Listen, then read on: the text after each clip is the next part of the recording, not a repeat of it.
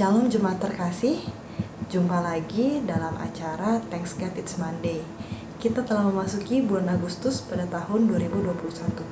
Pada kesempatan kali ini, saya ingin sharing dan berbagi mengenai pengalaman pribadi saya yang baru saja saya alami belakangan ini.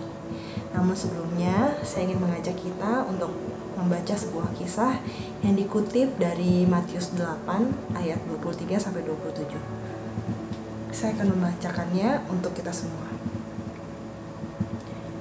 Matius 8 ayat 23-27. Angin ribut diredakan. Lalu Yesus naik ke dalam perahu dan murid-muridnya pun mengikutinya. Sekonyong-konyong mengamuklah angin ribut di danau itu, sehingga perahu itu ditimbus gelombang. Tetapi Yesus tidur. Maka datanglah murid-muridnya membangunkan dia. Katanya, "Tuhan, tolonglah, kita binasa." Ia berkata kepada mereka, "Mengapa kamu takut? Kamu yang kurang percaya." Lalu bangunlah Yesus menghardik angin dan danau itu. Maka danau itu menjadi teduh sekali. Dan heranlah orang-orang itu, katanya, "Orang apakah dia ini sehingga angin dan danau pun taat kepadanya?" Amin. Dalam kisah ini kita kembali diingatkan akan dua hal. Yang pertama, bahwa saat kita mengikuti Yesus, bukan berarti hidup kita bebas dari segala masalah. Namun, saat kita mengikuti Yesus, Yesus memberikan kita secara khusus kekuatan untuk kita bisa menghadapi badai tersebut bersama dengan Dia. Firman Tuhan berkata, "Lalu Yesus naik ke dalam perahu dan murid-muridnya pun mengikutinya." Sama dengan kehidupan kita. Ketika kita naik di sebuah perahu yang tidak ada Yesus di dalamnya, ketika badai itu datang, mungkin kita akan hanyut terbawa, mungkin kita akan terombang-ambing dan kita akan tidak bisa selamat. Tapi ketika ada Yesus dalam kehidupan kita, dalam perahu kehidupan kita, maka Tuhan sendiri yang akan berkuasa menunjukkan kuasanya untuk menghentikan badai dalam kehidupan kita. Yang kedua, yang bisa kita ambil adalah tenangkanlah hati kita dan berserulah kepada Yesus. Menurut saya pribadi, mengambil langkah untuk menenangkan hati bukanlah persoalan yang mudah. Karena sifat manusia pada dasarnya ketika kita menghadapi masalah, seringkali kita panik dan kita terlalu khawatir. Sebenarnya khawatir itu tidak masalah, tapi jangan sampai kita terlalu berlarut-larut sehingga tanpa sadar kita membatasi kuasa Tuhan dalam hidup kita. "Mengapa kamu takut, hai kamu yang kurang percaya?" Lalu Yesus bangun dan menghardik angin ribut tersebut, dan seketika itu juga danau itu pun menjadi tenang. Saudara, pertolongan Tuhan tidak pernah datang terlambat. Ia selalu tepat pada waktunya. Oleh karena itu, serahkanlah segala kekhawatiran kita kepada Tuhan dan biarkan Tuhan bekerja seutuhnya dalam hidup kita. Saya akan menutup renungan kita pada hari ini dengan kesaksian pribadi saya. Beberapa waktu yang lalu, mama saya menderita COVID-19. Pada saat pertama kali saya mendengar kabar tersebut, saya syok, tapi saya tidak terlalu panik. Karena dalam pikiran saya, COVID itu adalah penyakit yang random. Jadi ketika dia menyerang tubuh seseorang, bisa jadi gejalanya berat atau bisa jadi juga gejalanya ringan. Saya sendiri sudah 2 kali kena COVID dan untungnya nggak terlalu gimana-gimana sih, masih termasuk yang gejala ringan. Nah, kebetulan ketika mama saya kena, saya hanya berharap supaya Tuhan tolong supaya jangan sampai beliau menderita gejala yang berat. Kalau gejala-gejala ringan kan kita masih bisa menangani sendiri. Nah, kebetulan mama saya juga tipikal orang yang takut banget masuk rumah sakit. Akhirnya kita mencoba mencari obat-obatan. Waktu itu mama saya tidak di PCR, tapi mama saya hanya antigen swab mandiri. Lalu kita coba cari obat-obatannya, tapi udah susah karena memang obat-obatannya sudah tidak dijual secara bebas, harus dengan resep. Tapi puji Tuhan banget, kita ada dibantu sama Dr. Roy. Beliau mau kirimin resep via foto. Ternyata udah dapet resep via foto pun apotek juga nggak mau keluarin. Jadi sempet nggak dapet obat lah. Nah, singkat cerita, karena kita ada kenalan dan lain sebagainya, akhirnya dapatlah obatnya. Terus mama saya mulai minum obatnya dan juga vitamin-vitamin. Kemudian hari demi hari, ternyata kondisi mama saya nggak kunjung membaik. Justru mulai muncul sesak nafasnya. Setiap kali beliau ke kamar mandi atau beliau ke dapur beraktivitas sedikit gitu, saturasinya langsung drop sampai ke 80%. Akhirnya kita semua anak-anaknya panik. Lalu kita mulai cari-cari tabung oksigen, itu juga susah sekali dapatnya karena memang sekarang ini langka. Lalu akhirnya kita dapat, puji Tuhan, kita dapat pinjaman tabung oksigen gratis yang bisa dipinjam selama 5 hari. Tapi kita berpikir kan, kalau kondisi mama seperti ini terus, ya nggak bisa didiemin karena takutnya bisa makin parah. Akhirnya kita bujuk-bujukin mama saya untuk masuk ke rumah sakit. Nah, ketika beliau setuju, akhirnya saya mulai cari rumah sakitnya. Dan itu luar biasa susah sih, karena rumah sakit sekarang itu kan benar-benar lagi penuh banget dan membeludak. Kemudian aplikasi Siranap juga menurut saya gak terlalu banyak membantu, karena di sana misalkan di rumah sakit A tulisannya ada bed 02, tapi pada saat saya telepon rumah sakitnya bilang, oh itu nggak update di aplikasinya, kayak gitu. Dan itu beberapa rumah sakit seperti itu, dan juga nggak semua rumah sakit ngangkat teleponnya. Makanya saya udah benar-benar bingung harus kemana lagi. Tapi sekali lagi puji Tuhan, kita ditolong sama Tuhan melalui Cihappy. Akhirnya mama saya bisa dapat perawatan di RSUD-nya Cihappy. Kemudian setelah beliau masuk 2 hari di sana, kita dapat kabar dari pihak rumah sakit bahwa bercak putih di paru-paru mama saya itu lumayan besar, lumayan luas, sehingga mama saya membutuhkan donor plasma.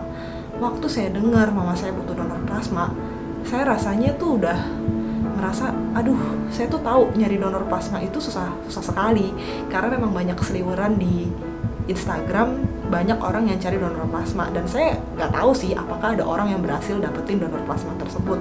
Tapi kan karena memang dokter bilang seperti itu, mau nggak mau kita usahakan. Akhirnya kita posting di sosmed, kita kontak PMI, dan juga beberapa teman-teman ada yang sharing beberapa kontak-kontak orang yang bisa dihubungi terkait donor plasma. Kita kontak semua kita kontak. Dan sampai akhirnya tuh saya merasa, waduh ini kok susah sekali ya gitu, karena nggak dapet. Semua yang kita kontak bilangnya kayak PMI kosong, atau yang kita kontak juga bilang iya kita bantu carikan, seperti itu. Nah, singkat cerita, puji Tuhan kita dapat 5 pendonor. Sebenarnya banyak pendonornya, tapi proses donor plasma itu rumit sekali dan banyak persyaratannya, nggak bisa main-main. 3 dari 5 pendonor itu tidak bisa mendonor karena prosedur dan persyaratan yang benar-benar rumit dari PMI. Lalu 1 diantaranya dia udah coba donor tapi darahnya nggak lolos screening. Akhirnya pengharapan kita tinggal 1 orang nih, 1 orang lagi, karena saya dapat 5. 1 orang ini dia udah berangkat untuk dicek kan darahnya lolos screening atau enggak. Nah, sementara saya lagi nunggu kabar yang 1 orang ini, kan saya ada curhat lah ke teman segala macam. Beberapa teman ada yang menguatkan, bilang sabar ya, Tuhan pasti menyediakan, sabar ya. Dan ketika saya dengar kata-kata itu, dalam hati saya cuma tertawa. Saya merasa, lu gak ngerasain sih rasanya jadi gua. Atau mungkin saya ngerasa, aduh terserah deh, capek. Saya tuh sampai di titik dimana ini kalau gak dapet donor plasmanya, udah gua bodo amat deh, terserah deh. Karena bener-bener saya tuh kita lebih tepatnya cari donor plasma itu udah bener-bener mati-matian, sampai nggak fokus kerja, bahkan anak juga terlantar gitu loh demi mencari si donor plasma ini. Dan akhirnya pada saat saya lagi meragukan kuasa Tuhan, saya tiba-tiba dapat WhatsApp, ada 2 kabar. Kabar yang pertama adalah PMI kabarin, ini pendonor yang kemarin coba donor, darahnya nggak lolos screening ya. Aduh, saya langsung lemes. Saya langsung ngerasa, ya ampun, ini nggak bisa gitu. Saya sampai Saya sampai bener-bener stres banget, desperate banget, karena saya nggak tahu lagi di mana saya harus cari pendonor plasma itu. Kemudian tiba-tiba saya baca lagi WhatsApp yang berikutnya, itu ada dari RSCM. Nah, tiba-tiba si orang RSCM ini bilang, "Bu, kita ada plasma ready, tapi 1 kantong ya." Wah, saya langsung merasa ada harapan. Akhirnya nggak pakai lama, kita langsung ambil plasmanya. Sampai di RSCM kita nego-nego, akhirnya dapat 2 kantong. Dikasih 2 kantong plasma yang ready. Puji Tuhan banget. Akhirnya kita buru-buru bawa ke rumah sakit. Dan habis itu mama saya kan sebelumnya butuh donor plasmanya itu 3 kantong. Lalu saya coba nego ke dokternya, saya bilang, "Dok, ini susah sekali ya dapat 3, 2 aja gimana?" Tapi dokternya bilang, "Ya udah deh, ini ditransfusiin dulu, tapi usahakan 1 kantong lagi ya." Rumah sakitnya ngomong gitu. Nah, terus kan saya ngerasa, aduh kayaknya udahlah kalau dokternya bilang sebenarnya 2 bisa, saya rasa nggak perlu tambah lagi kali ya. Akhirnya saya masih nyari, tapi nggak segetol kemarin. Karena saya pikir, udahlah kayaknya pasti bisa lah 2 lah, udahlah 2 aja gitu. Tapi sekali lagi, ini besokannya, sekali lagi Tuhan dengan ajaibnya menunjukkan kuasanya kepada saya. Tiba-tiba ada 1 orang, dia DM saya di Instagram dan dia bilang, "Halo Kak, saya tadinya mau donor ke pasien A, tapi ternyata pasien A ini sudah cukup pendonor. Darah saya sudah lolos screening, jadi benar-benar tinggal diambil saja plasmanya. Gimana, Kakak masih perlu nggak? Saya tunggu ya kabarnya." Saya langsung, wow, benar-benar amazed banget. Ketika saya merasa saya menyerah dengan keadaan, dan ketika saya merasa udahlah ini kayaknya nggak mungkin dapat lagi karena cari pendonor tuh susah sekali, ternyata Tuhan nggak menyerah loh dengan keadaan mama saya.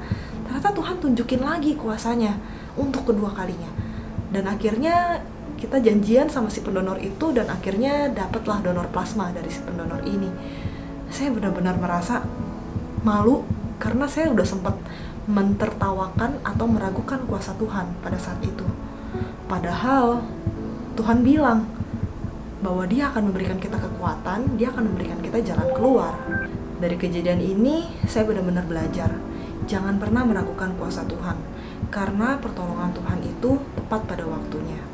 Sama halnya dengan kisah yang tadi kita baca, pada saat angin ribut itu datang, Yesus sendiri yang menghardik dan menenangkan angin ribut tersebut. Ini menjadi bahan koreksi kepada setiap kita. Bagaimana, apakah kita sudah sungguh-sungguh untuk membiarkan Tuhan bekerja seutuhnya dalam hidup kita dan menyatakan mujizatnya. Bagi Bapak Ibu Saudara yang mungkin saat ini sedang menderita sakit, baik itu COVID atau bukan, atau mungkin ada sanak saudaranya yang lagi sakit, tetap percaya, tetap berharap di dalam Tuhan. Karena Tuhan tahu yang terbaik buat kita. Bahkan apabila kondisi atau situasinya tidak sesuai dengan apa yang kita harapkan, kita harus tetap bersyukur dan percaya bahwa Tuhan Yesus baik buat setiap kita. Sekian kesaksian dari saya, semoga bisa menguatkan dan memberkati kita semua. Amin.